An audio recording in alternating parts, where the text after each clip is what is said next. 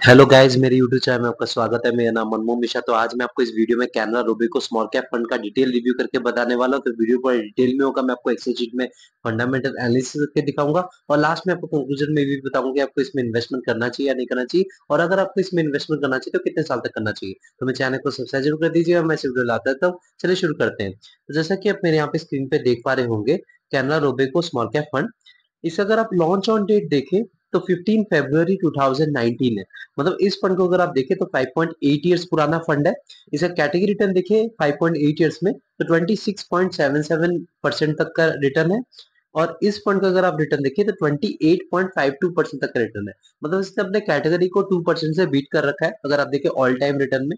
तो ये एक पॉजिटिव फीडबैक है। देखिए, आप एक फंड का अच्छा खासा है या नहीं है, आप वो पता लगा सकते हैं। उसे अगर कैटेगरी बीटिंग रिटर्न है तभी आप उससे पता लगा सकते हैं कि हाँ, ये अच्छा खासा फंड है। लेकिन हाँ, यहाँ पे ओवरऑल एनालिसिस करना बहुत जरूरी होता है, क्योंकि आपने सिर्फ ये कैटेगरी बीटिंग रिटर्न देख लिया और भाग के आपने जाके इन्वेस्टमेंट कर दिया। ऐसा गलती से भी मत करिएगा। तो पूरा डिटेल वीडियो देखिएगा। पूरा मैं आपको इसमें बताऊं कितना रिस्क है, कितना रिटर्न मिल रहा है। अगर यहाँ पे अगर रिस्क भी ज्यादा लिया और आपको रिटर्न इतना दे रहा है तो कोई वैल्यूएबल नहीं है। तो रिस्क अगर कम लेके आपको रिटर्न दे रहा है तभी वैल्यूएबल है। तो अभी इस वीडियो में मैं पूरा डिटेल में बताऊंगा। तो यहाँ पे कैटेगरी रिटर्न अगर 5 साल का देखें तो 30.45% का रिटर्न है। लेकिन इस फंड का अगर आप रिटर्न देखें तो 35.17% का रिटर्न है। मतलब देखा जाए 5 साल के हिसाब से भी ये अपने कैटेगरी बीटिंग रिटर्न दे रहा है, वो भी 5% से बीट कर रहा है। तो डेफिनेटली पॉजिटिव फीडबैक रहेगा इस रिटर्न के मामले में। अगर मान लीजिए आपने इसमें 1,000 रुपए इन्वेस्टमेंट किया होता है कंटिन्यूसली हर महीने लगातार 5 साल तक, आपका अमाउंट जो डिपॉजिट होता है वो 60,000 रुपीज, और 60,000 रुपीज आपका कन्वर्ट होकर बन गया होता है 1.64 लाख रुपीज में। तो आप देख पा रहे हैं कि मतलब आपका जो पैसा है वो डबल से भी ज्यादा हो गया है। तो आप इन्वेस्टमेंट की ताकत देख पा रहे हैं कि मतलब सिर्फ 5 साल में आपका पैसा डबल से ज्यादा हो रहा है।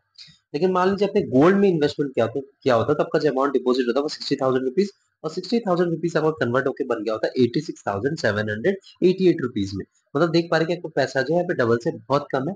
मतलब आप यहाँ पे देख पा रहे हैं कि मतलब इस पर्टिकुलर म्यूचुअल फंड में इन्वेस्टमेंट करना क्यों जरूरी होता है एज कम्पेयर टू गोल्ड और एफडी। अगर आप देखें तो डेफिनेटली एक अच्छा खासा रिटर्न मिल रखा है।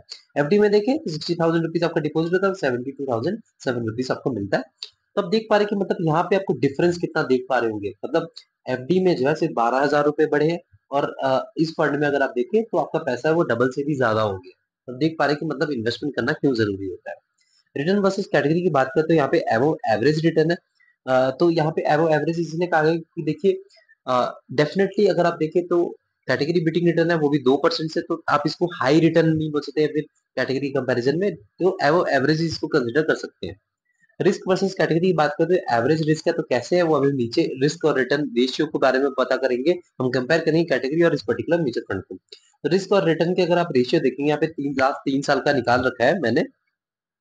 तो बीटा बीटा बेसिकली आपको बताता है volatility with respect to its benchmark. जी हाँ, कितना ये पर्टिकुलर म्यूचुअल फंड वॉलेटाइल है विद रिस्पेक्ट टू बेंचमार्क।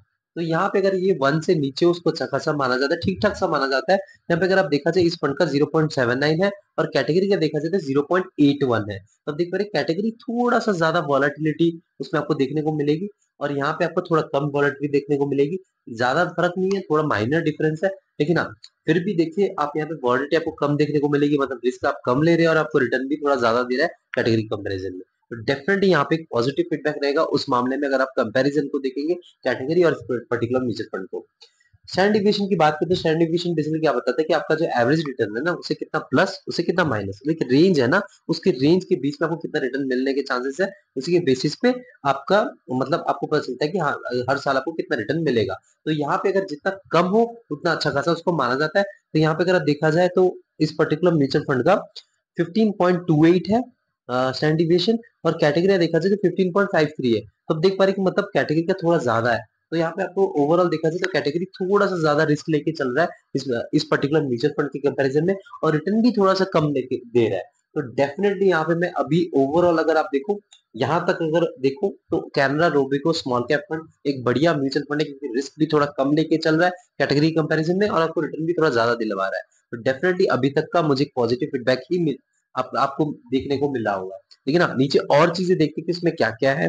अगर मान लीजिए आपने सोच लिया कि हाँ, यहाँ पे आपको इन्वेस्टमेंट करना है, तो आपको यहाँ पे 1,000 रुपए से एसआईपी स्टार्ट कर सकते हैं, जो कि बहुत बढ़िया बात है। आजकल स्टूडेंट लोग भी इन्वेस्टमेंट कर रहे हैं। वट अगर आप वन टाइम इन्वेस्टमेंट करना चाहते हैं, लमसम करना चाहते हैं, तो 1000 रुपए से लमसम भी कर सकते हैं। और टाइम लॉक इन पीरियड की बात करते हैं, कोई भी लॉक इन पीरियड नहीं, कभी भी आपने इसमें से इन्वेस्टमेंट कर दिया, कभी भी आपने यहाँ से एग्जिट मार लिया। एम साइज की बात करते हैं, एम का फुल फॉर्म होता है एसेट अंडर मैनेजमेंट। तो इस पर्टिकुलर म्यूचुअल फंड में कितना पैसा इन्वेस्टेड है, इसमें आपको पता चलता है। देखिए, अगर एम साइज कम रहता है तो इसमें आपको शक रहता है कि इस पर्टिकुलर म्यूचुअल फंड में लोग भरोसा नहीं कर रहे हैं, तभी इसका एम साइज कम है, तभी इसमें पैसा इन्वेस्टेड कम है। लेकिन अगर एम साइज आपका ज्यादा हो जाता है तो आपको प्रॉब्लम रहती है, फंड मैनेजर को मैनेजमेंट में भी दिक्कत आती है। देखिए, अगर एम साइज ज्यादा होता है कोई ज्यादा दिक्कत नहीं आती, लेकिन कम है तो डेफिनेटली यहाँ पे कुछ गड़बड़ है, तब लोग का भरोसा नहीं आ रहा, तब यहाँ पे ज्यादा इन्वेस्टमेंट नहीं हो रहा है, तब इसका एम साइज कम है। तो ये एक पार्शियल इफेक्ट डेफिनेटली डालता है।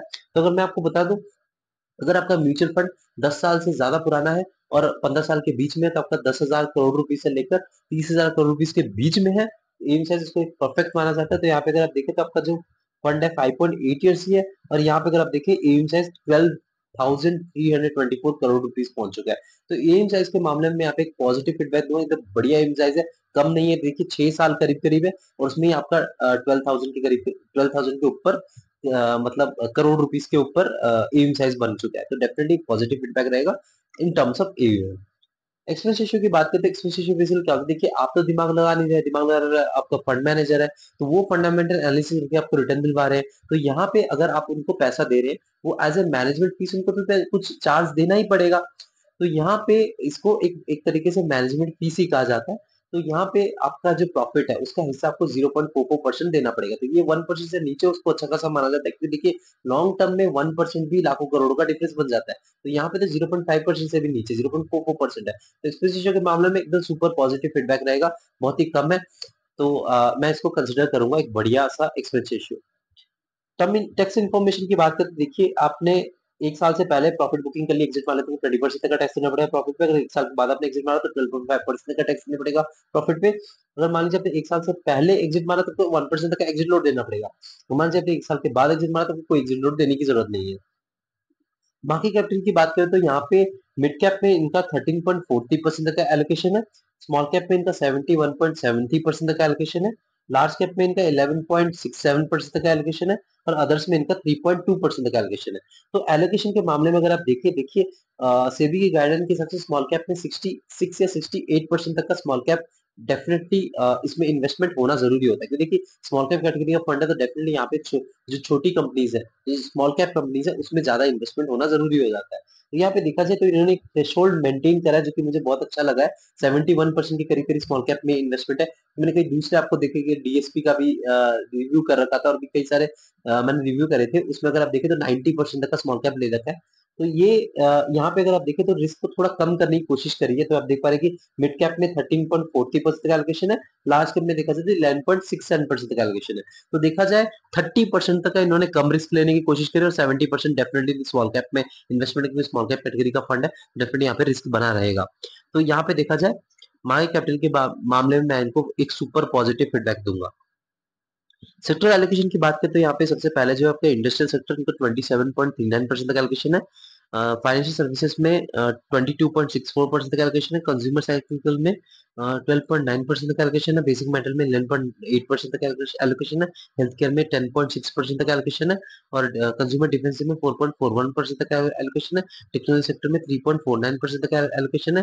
रियल एस्टेट में 2.27% तक एलोकेशन है। एनर्जी सेक्टर में 1.89% तक एलोकेशन है, और कम्युनिकेशन सर्विसेज में 0.76% तक एलोकेशन है। तो एलोकेशन के मामले में देखा जाए तो ऊपर के जो 5 सेक्टर्स है ना, मतलब industrial sector, financial services, consumer cycle, basic metal और हेल्थ केयर, अगर ये 5 सेक्टर अच्छा खासा परफॉर्मेंस देते हैं, तो आपको ये पर्टिकुलर म्यूचुअल फंड भी अच्छा खासा परफॉर्मेंस देगा। तो डेफिनेटली यहाँ पे डाइवर्सिफिकेशन के मामले में एकदम परफेक्ट मानूंगा, यहाँ पे पॉजिटिव फीडबैक दूंगा। इन्होंने properly diversify sector sector wise किया है अपने पोर्टफोलियो में। और फंड मैनेजर की बात करते हैं, यहाँ पे प्रणव गोखले है, इनका एक्सपीरियंस देखा जाए तो 1.03 इयर्स का है।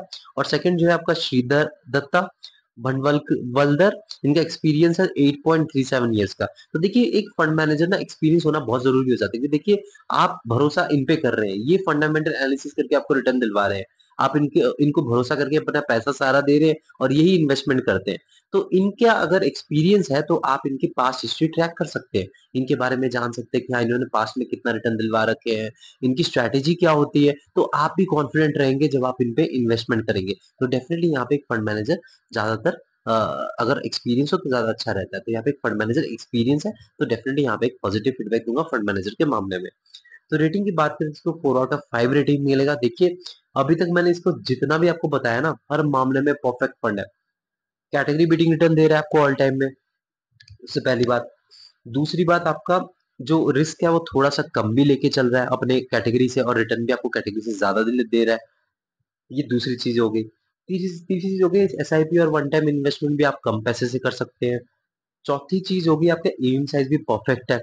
उसके बाद आपका एक्सपेंस रेशियो भी बहुत कम है। आपको मैं बता रहा हूँ, बहुत ही कम है, 0.44%, बहुत बढ़िया है, मैं उसको बोलूंगा। उसके बाद अगर आप देखा जाए तो मार्केट कैपिटलाइजेशन भी प्रॉपर्ली डाइवर्सिफाई कर रखा है, और मिनिमम मतलब रिस्क जितना कम हो सके उतना करने की कोशिश की गई है फंड मैनेजर के द्वारा। सेक्टर एलोकेशन में प्रॉपर्ली डाइवर्सिफाई कर रखा है, और फंड मैनेजर भी एक्सपीरियंस है।